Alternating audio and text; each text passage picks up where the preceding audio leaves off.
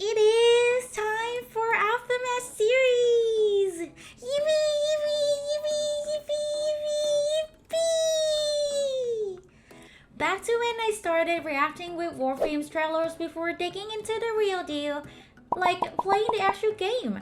I expressed my Warframe journey along with people on this channel via streaming to understand its senses, aesthetics, and lores of the game, so that I could interpret my genuine understanding into a form of arts. And this is it. This is the time we're going to see how I execute the art from the Warframe series. Yay! And hello, my name is Pompidom, and I love to explore my ability to create art. So, what's Aftermath series? An Aftermath series is what I do after finish or proceed any game to the certain point. I gather information, then comprehend games, and create art from my understanding ability at the time. My profession is more like a miniature field of work, but I'm still exploring other types of art to express my knowledge with skills. So yeah, let's hop to my first sequel of my gaming journey, shall we? Let's go! Guys, I'm super excited to do this project, and yes, this is going to be the first sequel of Warframe Aftermath series, starting with Arthur Nightingale. Since the designs and decorations are not 100% matched, here's what I do. I mold his teeth and his teeth plus a dog tag and a golden tag with polymer clay.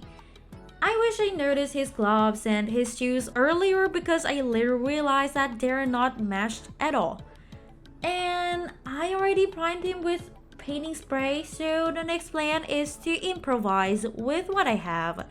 But I'm not upset with that because I can learn to make a better one later if I want to, right? Happy accident, yay! I honestly think I molded his accessories a bit too big in scale and his sheath a bit too chunky, but I hope they don't look off on him. Are they? Maybe not. Not that bad. But anyway. Oh, and before I prime him, my guy has a balding spot, so I kinda gave him the justice he deserved, plus a little kid badge with 40k's knife, and because of that, the Marine's knife is now his pocket knife, and you know what?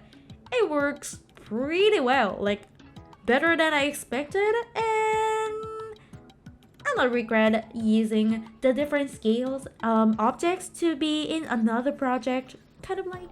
So yeah, let's move on. Upon having official printable files really fulfills my determination to play this game even more. The thing is that these models are not the same as the one publishing in the game right now, according to these photos I captured from the game and the official site.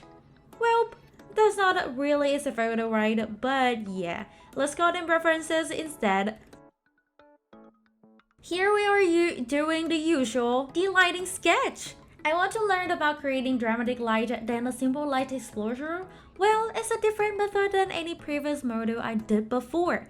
Referring like, maybe with Titus? He looks neat, but he's kinda lacks of light values.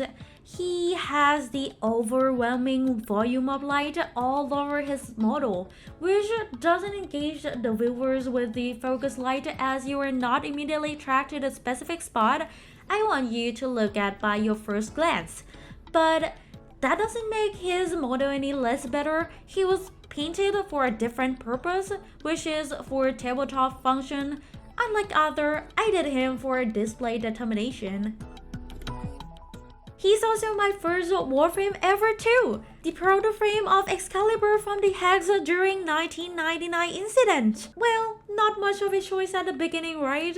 But I do fail to hit it off right by the first glance to choose him out of 3 given choices. My second impression upon him is his skill set, which was kinda simple for me to play and understand Warframe's concept.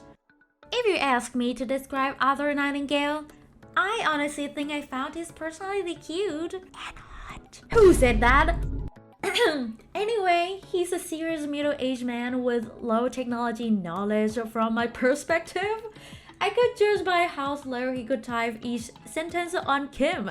Also proves that he has a bad communication skill, but he's trying his best, so no judgment here. By the way, I'm using shades of blue instead of pure black and white. It might look weird at this stage, but please trust the process, okay? Let's get back to Arthur. Despite how cold he acts towards us, he could slowly be open to the person he started to feel close with. Well, the concept is like the closer the warmer, I guess. He's really into like achieving duties, combat instruments, and military stuff too. Like, come on, his Kim Echoes is literally Boar's sword. Like, can you imagine that? Not many living soul is going to name their cows like that. Since he chose his cold personality first, he's not a big fan of anyone asking his personal stuff out of blue. Which is kind of understandable because I am on his page on this one too. Well, in conclusion, he's a hot and cold type, so I think this kind of personality is really cute to tease. And oh yeah, another cute fact about him is he's actually into Cajun stuff too. Actually just food. But still, like, I actually feel for that kind of his personality contrast. There is no doubt at this point that he could easily be my favorite proto-frame. You're simping. Who said that again? There is one thing pretty challenging for me as the file occurs errors, especially stripes. I thought it was the printer's quality, but I checked the file and it actually been made like that. These stripes are kind of merged into his body, especially his shoulders, and the details are quite blurry and shallow, so I have to create an illusion to make them look raised and lifted. Like I did with his bodysuit, I am not aiming for true matching color, kind of like as in game reference, but I want to give these parts a charm. Anyway, let's talk more about my man Arthur Nightingale, shall we? I think his costume deserves more love. I know that his uniform is simple and clean, unlike new frames being flashy, fancy and cool, but that simplicity serves his traits and concept very well. I just wish he has more colors to paint with, but that wouldn't make him formal enough as a soldier, so it kinda makes sense. And another fact I just remembered that kinda surprised me is that Arthur is the younger one from the Nightingales. I thought he was kind of like a grumpy old sibling, but he's actually a grumpy baby little brother, kind of like. Oh, and you might notice the way I handle him in a certain way. I was trying to guide myself with lighting direction so that I won't get lost with how to present him in the way I wanted. I actually did a lot of peekaboo in and out a lot during these processes, but I cut it out because I tried to put it here before and it posed my brain real bad. And whoops, that's off topic. Let's drip back to the painting part, right? And yeah, I need to paint each bomb individually to emphasize details, concave and convex, anything helps with the illusion I can do. And would you look at that? What do you guys think? Did my attempt convince you enough?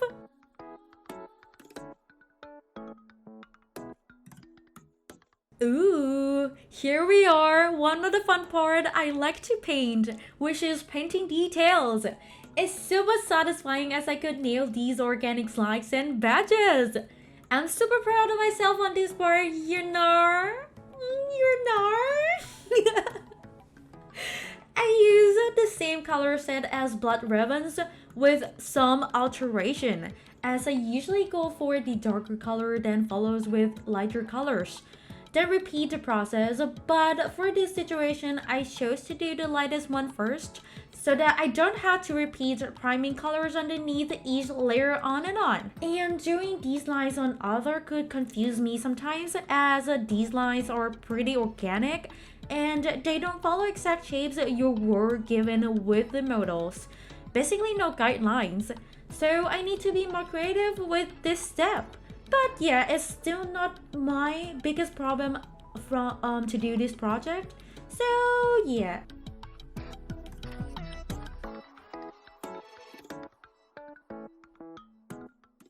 And and I had fun with painting his badges too. You could see one of the badges. I mean the one above that kinda has like a broken sword. I'm not sure if that related to the story or just a pure decoration. You tell me. Enlighten me if you know anything about these badges. Thank you in advance.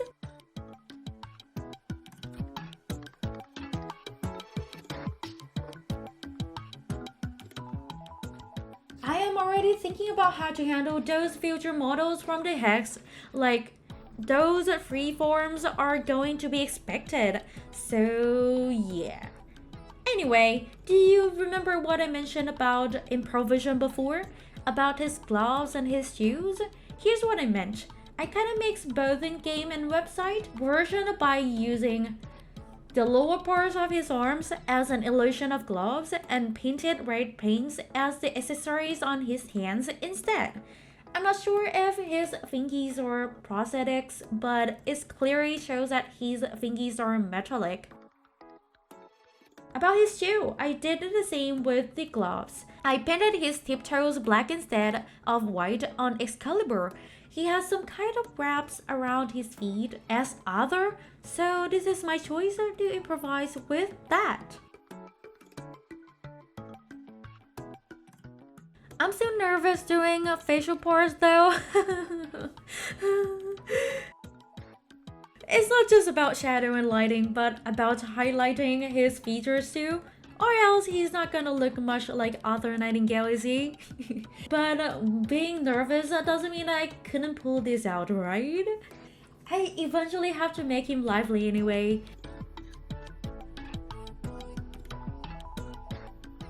And talking about his facial features, I like his scars patterns and his left blind-eyed. That's sexy! Them scars and the damage eye made me feel like he's an actual sophisticated person, being a veteran, being rough in a good way, and seems reliable. It's pretty convincing, you know? I'm gonna tell you this, I've never painted beard before in my life. So this is going to be an ultra nervous plus for me. Especially shaven stump. He actually has thin layer of facial hair, but with this scale, I'm going to focus on his stump instead. Do you guys think I nailed it? Anyway, I really like his hair, like his two-tone hair, white on the front and black on the back he's wearing. Doesn't make him run down at all. He's perfect on his own and I like him for that. So, anything to report?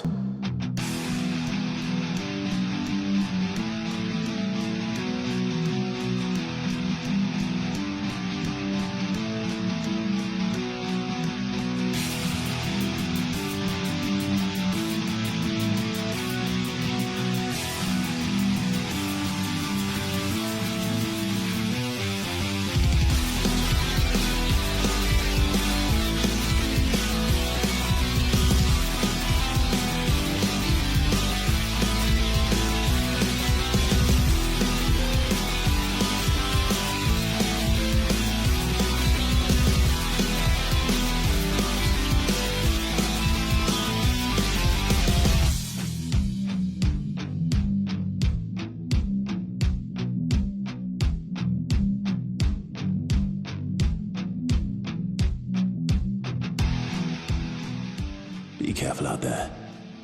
If you got killed, I'd never forgive you.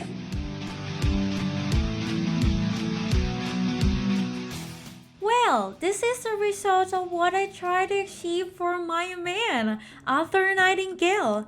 I'm pretty satisfied with the outcome. Like, look at the difference of these photos. He was just a chunk of resin, and now he looks more lively.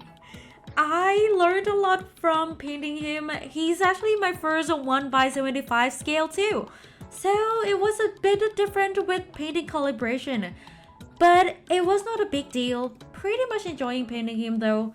But my biggest lesson is to prepare a better surface. But yeah, it's one of a learning process and not on my main time to try molding some things like some accessories, to kit batching kind of like. But yeah, it's great to try anything new. And we're not done with him yet, cause guess what? We can give him base and scene in the future. Please stay tuned so that you won't miss how his scene is going to be. It's now my time to go. Pumpy thumbs out, do stay creative, and thanks for watching guys. See you around.